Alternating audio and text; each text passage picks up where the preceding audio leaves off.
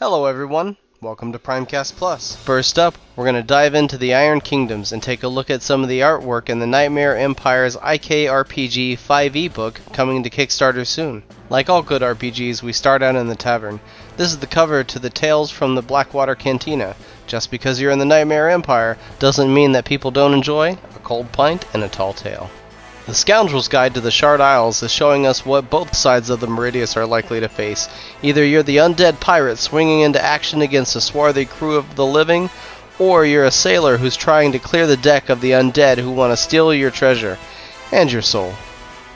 As a 5e adventure companion, the Nightmare Empire is full from cover to cover with legendary adventures and treasure for anybody brave enough to claim it. It would be a shame to talk about the IKRPG and not talk about the outstanding contest we have going on right now. Do you think your character can stand shoulder to shoulder with the likes of Alexia Canor and Professor Pendrake?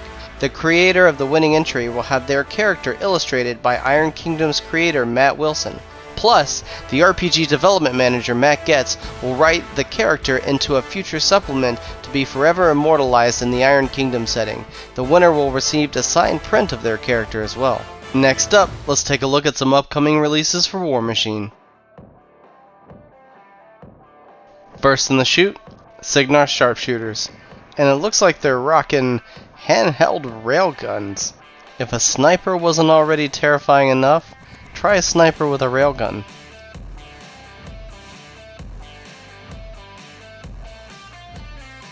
This is actually a light warjack called the Courser. I know when I first saw it, I thought it was a heavy. It looks so cool. Something I know a lot of Cygnar players are going to be excited for, Tempest Assailers. And these look heavy, and probably pack quite a punch too, given their galvanic weapons.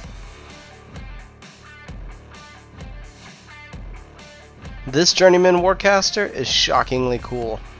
With spear and galvanic turbine, she looks ready to rock. Now I know at the end of the last episode, I teased out a mystery Khador model. We're not going to leave you hanging this time. Check out the Khador Heavy Direwolf. This thing looks like a freight train ready to plow some stuff over. What a beast. Speaking of beasts, check out the Bison. This mini tank was concepted and drawn by Andre Ordozo himself. I just want a little mini tank.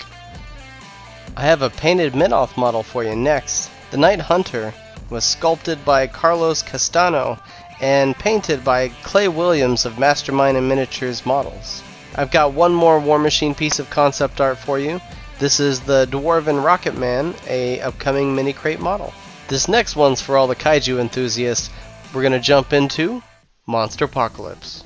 The concept art keeps flowing, and so is this guy, the Burning Ooze, an upcoming waste unit. The Smog Ooze is the gaseous companion to the Burning Ooze and another in the waste unit lineup. And no cityscape would be complete without a toxic waste depot filling the board with disgusting waste units. Well, enough trash talk. Wait, no, the other thing. More trash talk. Check out the Scrap Mech. That deadly hunk of junk is joined by its other Green Fury ally, the Crusher. Finishing out our concept art, we're going to take a look at the Green Fury base. What kind of treehouse has guns? The best kind of treehouse. How about some painted models? Check out the studio scheme on Zor Necros. This terrifying tyrant was sculpted by Doug Hamilton and painted by Ron Cruzy. Our last model is Avervinia, Queen of the Vegetyrants. I love how alien this concept is, and the model is beautiful. In this final segment, we're going to dive into Warcaster. We have a treat from Matt Wilson himself, with a time-lapse of him drawing the concept art for a Warcaster Beast. We're working on a campaign product for Warcaster Neo Mechanica that will include alien beasts you can drop onto your opponent during a match. Here's a look at one of the ravenous behemoths. This thing looks like it could snap a razor bat in half and wipe out an entire squad off the map in a single turn. I don't know how often these things are going to get summoned onto the battlefield, but I can't wait to experience any Warcaster campaign that is going to let me drop a giant space monster onto the table. You better believe that. Thank you for tuning into PRIMECAST Plus. Be sure to tune in next month. You never know what's going to pop up next. What is this? Savage Swarm infesting everywhere.